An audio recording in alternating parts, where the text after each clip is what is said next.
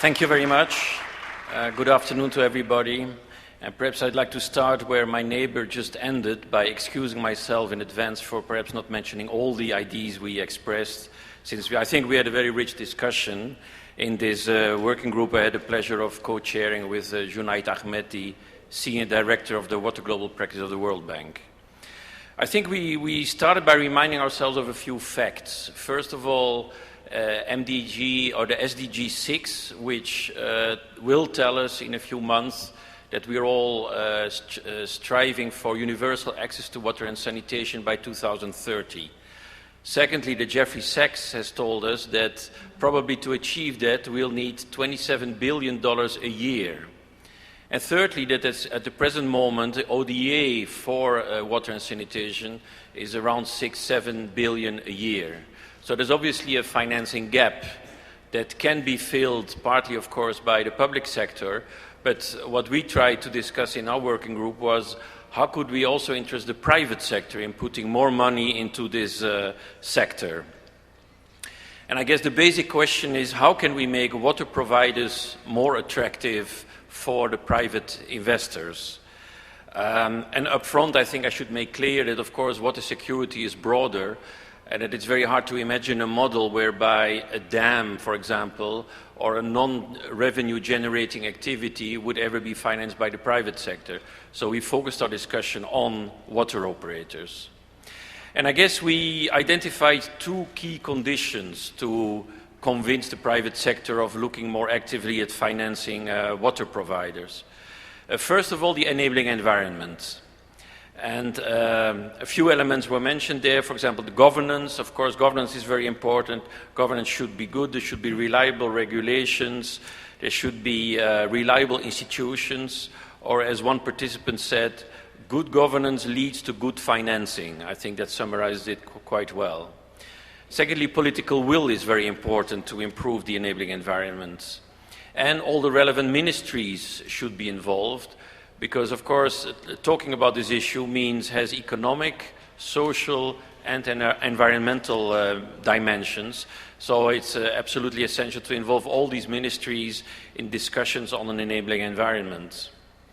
And then it was also said that, of course, the enabling environment is not only in developing countries, but is also determined by our own ministers of finance in developed countries. For example, by imposing very conservative regulations on our pension funds or our institutional investors. Or, for example, Basel IV, which also imposed quite strict conditions on our private banks for certain operations. And another participant also mentioned the activities of some companies and countries in terms of long-term leasing of land, which, of course, also has an impact. And this is being done to ensure the security of supply in the long term. But of course, this has a huge impact on certain areas of this world where this is happening. So this as far as the enabling environment is concerned. And the second dimension that we felt was very important to attract private investors was, of course, the creditworthiness of water operators.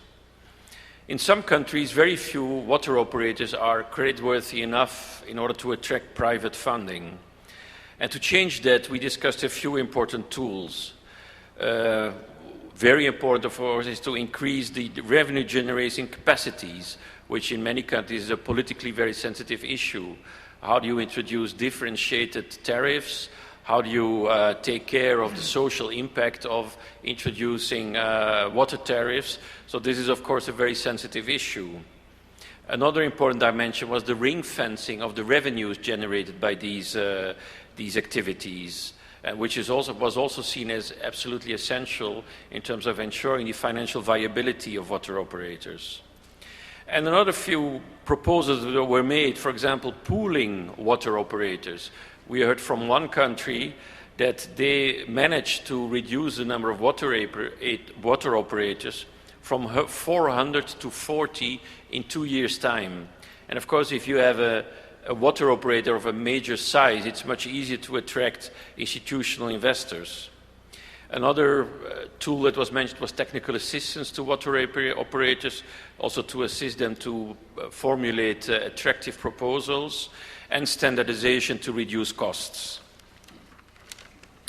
A final comment, and I think this is also a very important one. No one size fits all. I think that during all our discussions it became clear that not all countries are having the same circumstances. So it's very important to differentiate among countries. For example, in some countries, water scarcity situation is very different from other countries. Or in some countries, external factors are an essential part of the problem. For example, if you have a major refugee problem, which doesn't have anything to do with your own policies, but is kind of imposed on you by external circumstances, can have a huge impact on your own situation and can basically mess up all the plans you made. So this is, I think, something we should also take into account.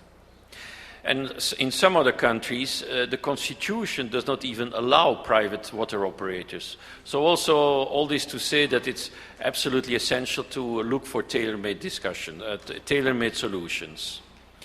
And as a final comment, of course, we discussed this here in Jeonju, but in a few months' time we'll have our conference Financing for Development in Addis Ababa, and that will of course be an opportunity for all of us to discuss with our colleagues, discussing other sectors, covering other sectors, to look at the broader issue of financing for development. And I think it will be important for all of us to make sure that the water dimension is being taken on board during these broader discussions about financing for development. Thank you very much.